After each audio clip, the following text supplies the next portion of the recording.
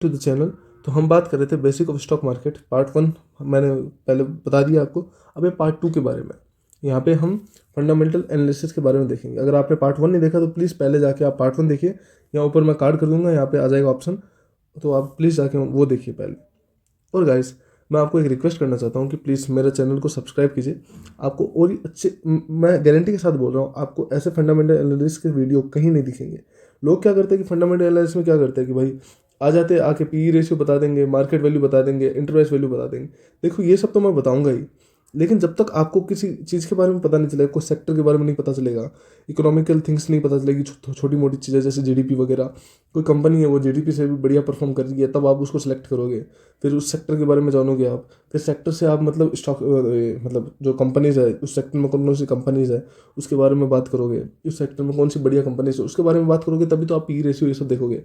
अगर मैं आपको पहले ही पी रेशियो ये सब मार्केट वैल्यू इंटरप्राइज वैल्यू बता देता हूँ तो इससे क्या कॉम्प्लिकेट होता है, क्या दिखता है आपको इससे कि भाई आपको कंपनी ढूंढना ही नहीं आ रहा है सबसे पहले, और आप पी रेशियो लेके बैठे हो। आपको ऐसे काफ़ी कंपनीज मिल जाएंगे जिनकी पी रेशियो काफ़ी कम मिलेगी, लेकिन जो अच्छा परफॉर्म नहीं करेगी आगे जाके। तो इसलिए इसलिए ना आपको सबसे पहले डिटेल में ये वीडियो देखिए। आप सबसे पहले आप पार्ट 1 जाके देखिए, मैंने प्लेलिस्ट बना रखी है वहाँ पे, पार्ट 1 जाके देखिए और ये फिर पार्ट 2 देखिए। मैं गारंटी के साथ कह सकता हूँ कि जब तक ये वीडियोस कंप्लीट होगी आप खुद से मतलब फंडामेंटल एनालिसिस कर सकोगे, थोड़ी बहुत इकोनॉमिकल चीज़ें भी आपको पता होगी, आप मतलब सबसे डिफरेंट स्टेज स्टैंड करोगे, ये मेरी गारंटी है। तो इसी के साथ हम वीडियो स्टार्ट करते हैं। तो आज के वीडियो में सबसे पहले मैं आपको बताना चाहता हूँ कि पार्ट 2 है, जहाँ पे हम फंडामेंटल एनालिसिस से बात कर रहे थे। लेकिन उससे पहले जो स्टेप्स है, जो काफ़ी वीडियोस मैंने देख चुका है यूट्यूब में, लेकिन कोई उस टॉपिक के बारे में कोई बात ही नहीं करता। जैसे कि हो गया भाई कुछ थोड़ी बहुत इकोनॉमिकल चीज़ें, इकोनॉमिकल थिंग्स जिनके बारे में कोई बात ही नहीं करता है। जैसे कि मान लो फॉर एग्जाम्पल मैं आपको एक चीज़ बताता हूँ कि आपको जब भी कोई कंपनी के बारे में जानना है, किसी सेक्टर के बारे में जानना है, तो सबसे तो हम बात करेंगे सेक्टर के बारे में। तो अगर हम सेक्टर देखेंगे तो एफएमसीजी सेक्टर, यहाँ पे आ गया अपना केमिकल सेक्टर, फिर अपना आ गया मेटल सेक्टर, फिर अपना पीएसयू सेक्टर, ऐसे अपना power sector, energy sector, EV sector, ऐसे काफ़ी सारे अलग अलग तरह के सेक्टर्स होते हैं। जैसे कि फॉर एग्जाम्पल मैं आपको बता देता हूँ, ईवी सेक्टर्स में आ गया Tata Motors, Ola for 2 wheelers, Tata motor for 4 wheeler, ऐसे मतलब अलग अलग सेक्टर आ गए। पावर में आ गया अडानी पावर, ये Tata power, JP power, Reliance power. PSU sectors में आ गया जैसे कि सेल, भेल, पीएनबी, जो भी गवर्नमेंट स्टॉक्स है, जो भी गवर्नमेंट स्टॉक्स है उसको हम पीएसयू स्टॉक्स बोलते हैं। और ये मेटल सेक्टर में आ गया अपना सेल, टाटा स्टील, जिंदल स्टील, ये सारे जितने भी स्टील ये सब है जो मेटल सेक्टर में आ गया। केमिकल केमिकल सेक्टर में आ गया जैसे कि पीडीलाइट आ गया अपना, और अपना आ गया ये फिनोटेक्स केमिकल्स, ये जितने भी है ये सारे केमिकल सेक्टर्स में। एफएमसीजी में आ गया अपना एचयूएल, नेस्ले, एचयूएल जैसे क्लिनिक प्लस हो गया, डव हो गया, लैक्मे हो गया, ये सब एचयूएल के अंदर आते हैं। इसमें जैसे सेड लेक, मैगी, ये सब नेस्ले के अंदर आते हैं। तो ये सब चीज़ें हो गई एफएमसीजी में। आईटीसीबी हो गया, जो सिगरेट की कंपनीज, गोल्ड फ्लेक, ये सब एफएमसीजी के अंदर आ गया, ईवी के अंदर। ये सब अलग अलग सेक्टर्स होते हैं। अब जैसे कि एक हेल्थ केयर सेक्टर हो गया, इंफ्रा सेक्टर हो गया, तो काफ़ी ज़्यादा सेक्टर्स होते हैं, उनके अंदर कंपनीज आती है। जैसे कि एक एग्जाम्पल बताता हूँ मैं आपको, जैसे कि 2023 2024 ये एक ऐसा पीरियड था जहाँ मतलब 2023 2024 ये एक ऐसा पीरियड था जहाँ पे पीएसयू सेक्टर बहुत ही अच्छा परफॉर्म कर रहे थे। जैसे कि बैंक हो गया, पीएनबी बैंक हो गया, ये रेलवे सेक्टर्स हो गए, रेलवे सेक्टर्स में अपना हो गया आईआरएफसी, इरिडा, ये सब काफ़ी अच्छे परफॉर्म कर रहे थे। लेकिन आपने देखा होगा जब ये पीएसयू सेक्टर 100% परफॉर्म किया था, तो कहीं ना कहीं ये जो रेलवे स्टॉक्स है, ये सब जो भी स्टॉक्स है, इन्होंने मतलब 2-3 गुना हो गए थे, ये 2-3 गुना हो गए थे ये सब स्टॉक्स। तो ऐसे ही ना सेक्टर के बारे में होता है, जो हमें जो सेक्टर अच्छा लग रहा है हम उसके बारे में पढ़ेंगे। तो उसके लिए ना कुछ रिसर्च किया जाता है, थोड़े होंगे कुछ जैसे जीडीपी परफॉर्मेंस। देखो हमें सबसे पहले जानना जरूरी है कि कौन सा सेक्टर है जो अच्छा परफॉर्म कर रहा है। अगर कोई सेक्टर है जो मतलब जीडीपी से भी अच्छे से परफॉर्म के बारे में जानना है, और उस सेक्टर में हमें उस सेक्टर के बारे में जानना है, और उस सेक्टर में कौन है टॉप प्लेयर्स, हमें उनके बारे में जानना है और उनके बीच में कंपैरिजन करना है। तो जैसे कि मान लो अपने आप एक क्लास में पढ़ रहे हो, आप किसी क्लास में पढ़ रहे हो, अब उस क्लास में ना आपको जानना पड़ेगा कि टॉपर कौन है उस क्लास का। तो उसके लिए कुछ क्राइटेरिया होते हैं ना, कैसे कुछ क्राइटेरियाज होते हैं उसके लिए। जैसे कि टॉपर्स के मतलब कुछ अगर क्राइटेरियाज अगर हम देखना चाहे कि एकेडमिक्स में वो सबसे बढ़िया परफॉर्म कर रहा है, हर एक चीज़ों में जो एकेडमिक्स परफॉर्मेंस है उसकी काफ़ी बढ़िया होगी, तो उसको एनालाइज करने के लिए क्या होता है कि मतलब सबसे पहले कोई यूनिट टेस्ट हुआ उसमें भी वो टॉप कर रहा है, उसके बाद कुछ मतलब ये अपना हार्डवेयर एग्ज़ाम हो रहा है उसमें भी वो टॉप कर रहा है, फिर एनुअल एग्ज़ाम हो रहा है उसमें भी वो टॉप कर रहा है। तो इन सब क्राइटेरिया से हम बता सकते हैं कि वो एक टॉपर है, और वो मतलब इतने टाइम से चीज़ें मतलब टॉप कर रहा है। तो वैसे ही सबसे पहले हमें जानना पड़ता है कि सेक्टर परफॉर्मिंग के बारे में जानना पड़ता है कि जो जीडीपी से भी अच्छा परफॉर्म कर रहा है। मान लो कि अगर इंडिया की जीडीपी है जीडीपी ग्रो कर रही है इंडिया की 7% से, तो हमें कुछ ऐसे सेक्टर्स देखना है जो मतलब नियरली इसके डबल से ग्रो कर रहे हो, तभी हमें मतलब अच्छा मतलब रिटर्न्स मिल सकता है ना। अगर सेक्टर ही अच्छा अच्छा ग्रोथ लेके आ रहा है, सेक्टर ही अच्छा ग्रोथ लेके आ रहा है, तभी तो उसके स्टॉक्स भी अच्छे चलेंगे, उस सेक्टर में जो स्टॉक्स है वो अच्छे चलेंगे।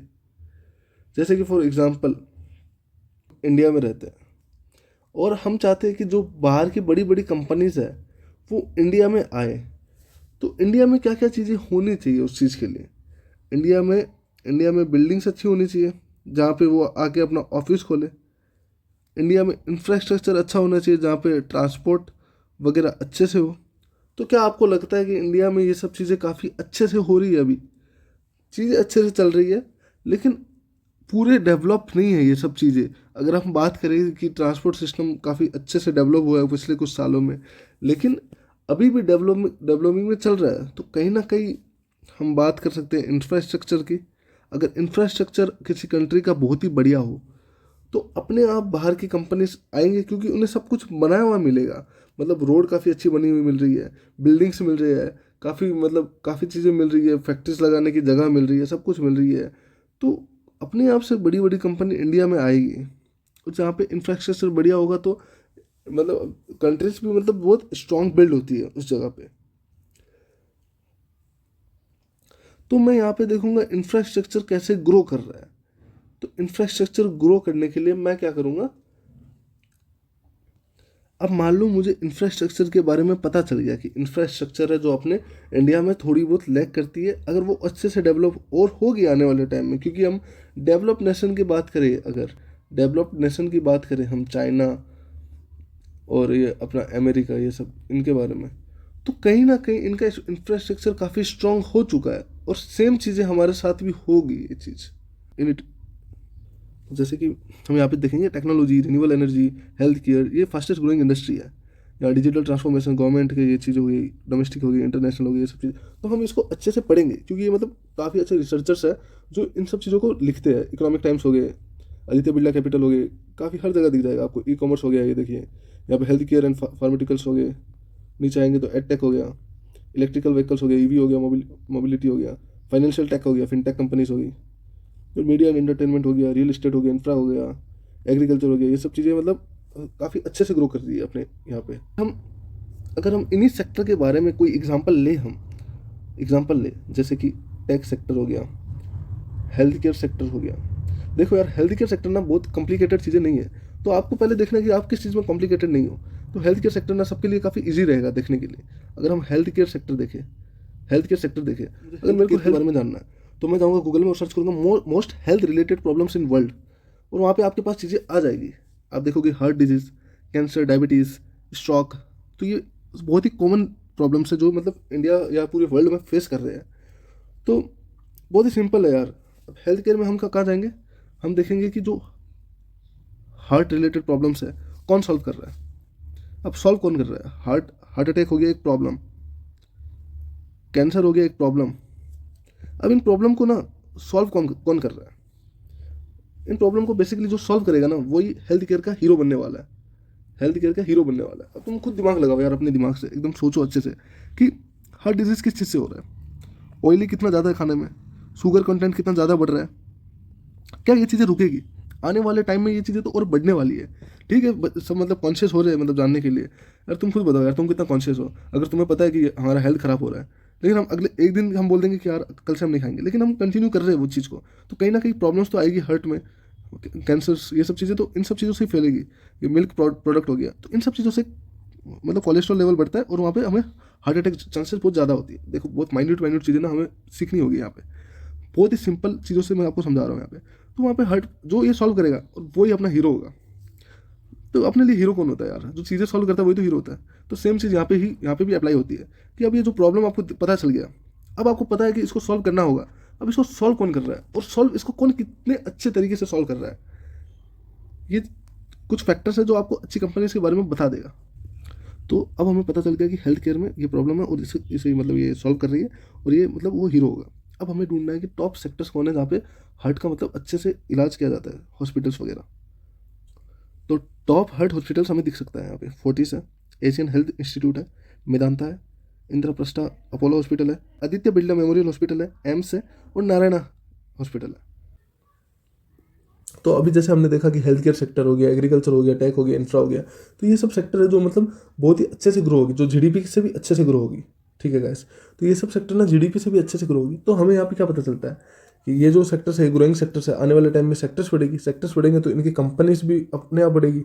अगर देखो यार, अगर जीडीपी बढ़ रहा है अपना 7% से, और ये जो सेक्टर्स है ये मान लो आप बढ़ रहा है ये 15% से, ये कहीं ना कहीं 15% से बढ़ रहा है, तो इनकी कंपनीज होगी, जो टॉप प्लेयर्स होंगे, कंपनीज होगी, जैसे मान लो अपोलो हो गया, यहाँ पे हो गया नारायणा हो गया, और भी काफ़ी सारे फोर्टिस हो गया। तो ये सब हॉस्पिटल्स है मान लो। और ये हॉस्पिटल्स क्या है कि ये सब हॉस्पिटल्स में ना, अगर हेल्थ केयर सेक्टर 15% से बढ़ रहा है तो कहीं ना कहीं कंपनीज निकलेगी, अच्छी कंपनीज निकलेगी जो और अच्छा परफॉर्म करेगी, जो मतलब 15, 16, 17, 18, 20 इस इनसे ग्रो करेगी। तो कहीं ना हमें उस कंपनीज के बारे में जानना है कि कौन अच्छा प्लेयर है, कौन बुरा प्लेयर है, कौन क्या कर रहा है, कौन क्या नहीं। जी, तो अगर आप सही से रिसर्च करोगे तो आपको दिखेगा कि नारायणा हॉस्पिटल है, नारायणा हॉस्पिटल है।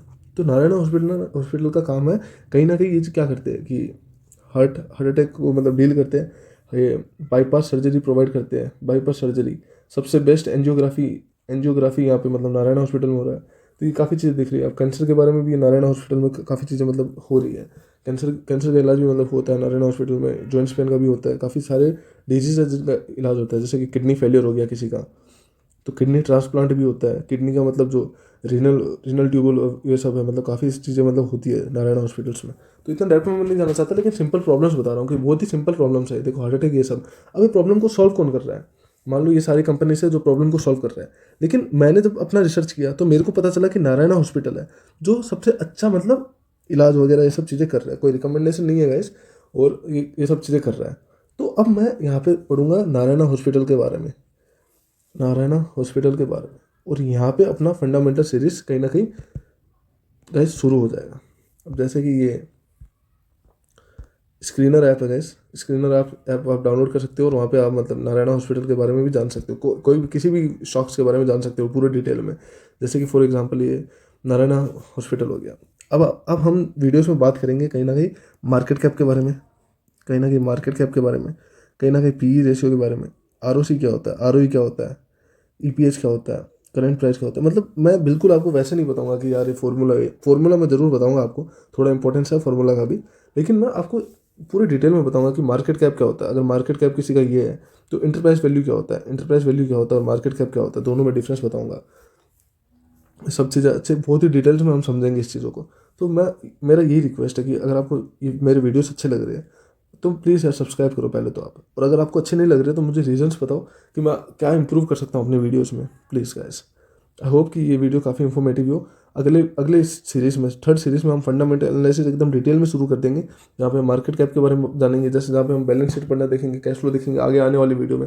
और मैं गारंटी के साथ कह सकता हूँ कि जब ये मेरी सीरीज़ कम से कम शायद 15-20 मतलब सीरीज़ बन जाएगी, पार्ट बन जाएंगे, और वो 15-20 पार्ट काफ़ी छोटे छोटे पार्ट्स होंगे, 15 से 20 मिनट का वीडियोस होंगे।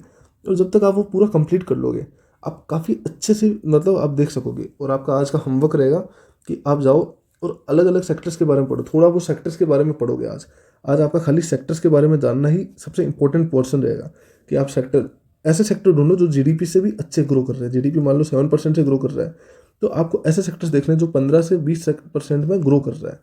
और इनके एग्जाम्पल भी मैं जैसे आपको बता सकता हूँ, एक हो गया हेल्थ केयर सेक्टर, एक हो गया टेक सेक्टर, एक हो गया फिनटेक सेक्टर। फिनटेक सेक्टर्स हो गए मतलब जो फाइनेंस वाले हो गए, ये सब सेक्टर्स। तो ये 3 सेक्टर्स हैं। यहाँ पे जाके आपको आपका होमवर्क ये रहेगा कि हेल्थ केयर सेक्टर में तो मैंने आपको बता दिया है, आप मुझे अपने हिसाब से कंपनी सर्च करके आप मुझे बताओगे कि ये जो टेक सेक्टर हो गया, ये जो फिनटेक सेक्टर हो गया, अब इन सब कंपनीज में ना आपको अच्छी कंपनीज कौन सी लग रही है। और उस हो सकता है कि आगे जाके हम उन कंपनीज के बारे में भी डिस्कस करें। एक दो सेशन हम ऐसा भी रख सकते हैं जहाँ पे हम कंपनीज के बारे में डिस्कस करें जो आप हमें बताएं। जैसे कि आपको हेल्थ केयर में ये नारायणा नारायणा अच्छा लग रहा है, ये मान लो आपको टैक्स सेक्टर में, मान लो टैक्स सेक्टर, यार मैं चाहूँगा टैक्स सेक्टर के बारे में अभी आप ना देखो, टैक्स सेक्टर थोड़ा अलग है थोड़ा। और फाइनेंस सेक्टर में भी अगर आप देखोगे तो थोड़े बहुत देख सकते हो फाइनेंस सेक्टर के बारे में भी, सेक्टर के बारे में बोल रहा हूँ मैं, फंडामेंटल मत देखना। फाइनेंस सेक्टर का थोड़ा फंडामेंटल अलग होता है, जहाँ पे हम पी रेशियो से नहीं करते, प्राइस पर बुक रेशियो से हम चीज़ें देखते हैं, एनआईएम देखते हैं, एनपीए देखते हैं, ये सब चीज़ों हम काफ़ी डिटेल में बात करेंगे।